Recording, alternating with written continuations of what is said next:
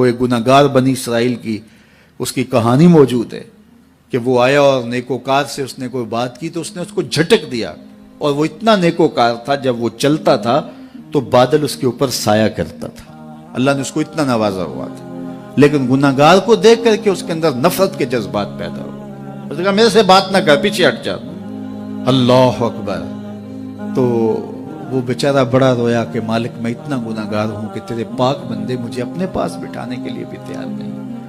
دل ٹوٹا، شکستگی پیدا ہوئی، کہا لیکن مالک تیری مرضی، اور واپس پلٹا۔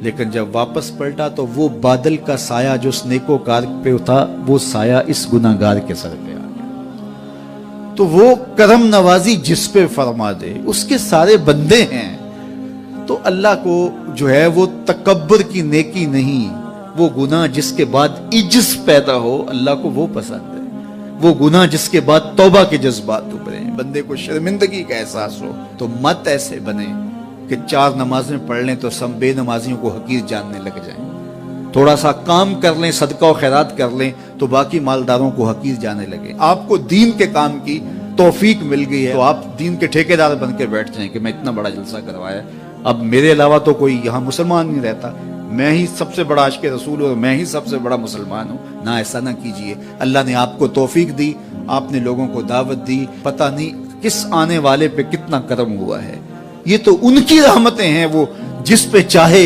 جیسے چاہیں برس جائیں۔ ہم کو ٹھیکیدار تھوڑے ہیں، ہم تو نوکری کرنے والے ہیں، ہم تو جوتے اٹھانے والے ہیں، ہو سکتا ہے کس کے صدقے۔ میرے والد گرامی مجھے یاد آتے ہیں، وہ مجھے فرمایا کرتے تھے جب گفتگو کے لیے نکلنے لگے اور لوگوں کا ہجوم ہونے لگا تو وہ مربی تھے بڑے، اور بڑی حکمت کے ساتھ جو ہے وہ کوئی نہ کوئی بات سمجھاتے رہتے تھے۔ تو ایک دن فرمانے لگے کہ ایک خطیب تھا، بظاہر اچھا خطاب کرتا لیکن اندر سے وہ اتنا اچھا نہیں تھا، تو جب وہ فوت ہو گیا تو وہ بخشا گیا، تو اس نے اللہ سے کہا کہ میرے مالک میرا تو کوئی عمل ہی نہیں ہے کہ میری بخشش ہوگی اور میری مغفرت ہو گئی۔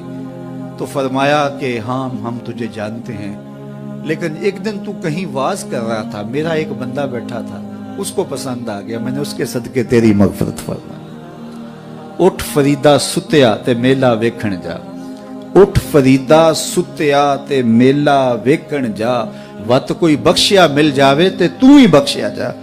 تو پتہ نہیں کس کے صدقے سے اللہ رحمتوں کا نزول فرماتا ہے، بے عمل کو دیکھ کر کے اس سے نفرت نہیں ہے، نفرت تو گناہ سے ہے، گناہگار سے نہیں ہے، لیکن کوشش کی جائے کہ یہ عمل بد چھوڑ دے۔ اللہ اکبر۔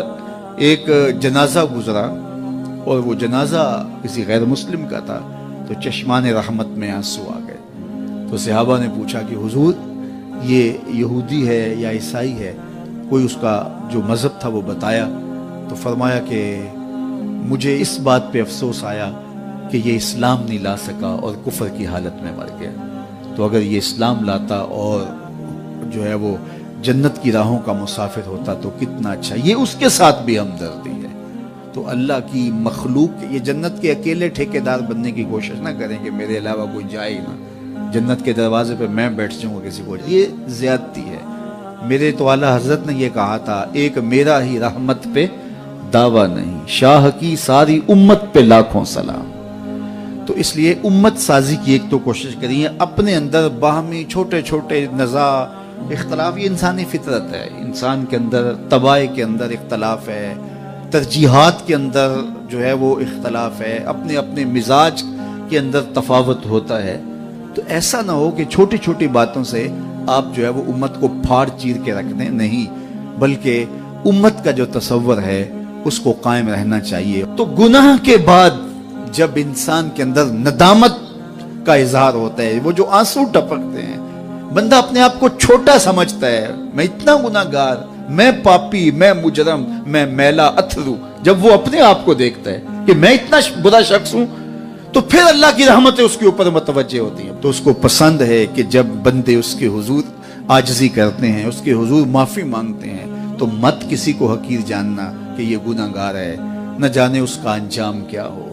کتنے گناہگار ان کا آخر اچھا ہو جاتا ہے، کتنے نیکوکار ان کا آخر اچھا نہیں ہوتا۔ انما الاعمال بالخواتیم، وہ تھی تو فاحشہ عورت لیکن ایک کام کیا کہ ایک کتے کو پانی پلا دیا، اپنے دوپٹے سے جوتا باندھ کر کنویں میں لٹکایا اور اس کو پانی پلا دیا۔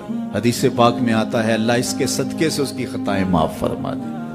اور ایک نے بلی کو مار دیا خاتون کو، اور وہ جہنم کی آگ میں چلنے لگی۔ اس لیے کون کس کا انجام کیا ہوتا ہے؟ ہمارے بزرگ فرماتے ہیں کہ بچے سے پیار کرو کہ اس کے گناہ کم ہیں، اور بڑے سے پیار کرو اس کی نیکیاں زیادہ ہیں، اس کی نیکیاں زیادہ ہیں۔ چھوٹے سے اس لیے پیار کہ اس کے گناہ کم ہوں گے، اور بڑے سے اس لیے پیار کہ اس کی نیکیاں زیادہ ہوں گی۔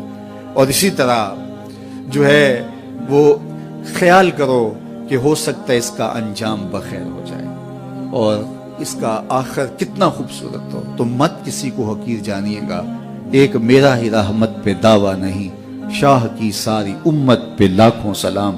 تو حضور کی امت سے پیار کرو، مخلوق خدا کو جوڑنے کی کوشش کرو۔ اور آقا کریم علیہ الصلوۃ والسلام نے یہ جو امت کا تصور دیا اور کہاں کہاں سے لا کے کہاں کہاں کے افراد کو ایک گروہ میں، ایک جماعت میں اور ایک امت کے اندر پرویا، ایک لڑی کے اندر پرویا، اس امت کو امت ہی رہنے دیا جائے۔ اللہ مجھے آپ کو اپنی پناہوں کا حصار عطا کرے۔